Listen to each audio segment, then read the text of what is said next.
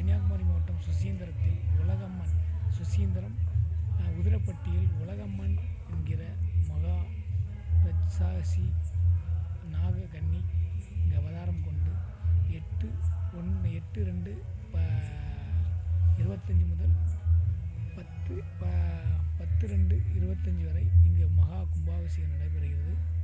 அம்மனின் அருள் பெற, உலகம்மனின் அருள் பெற அனைவரும் வாருங்கள். இங்கு வந்தால் அனைத்து தோஷங்களும்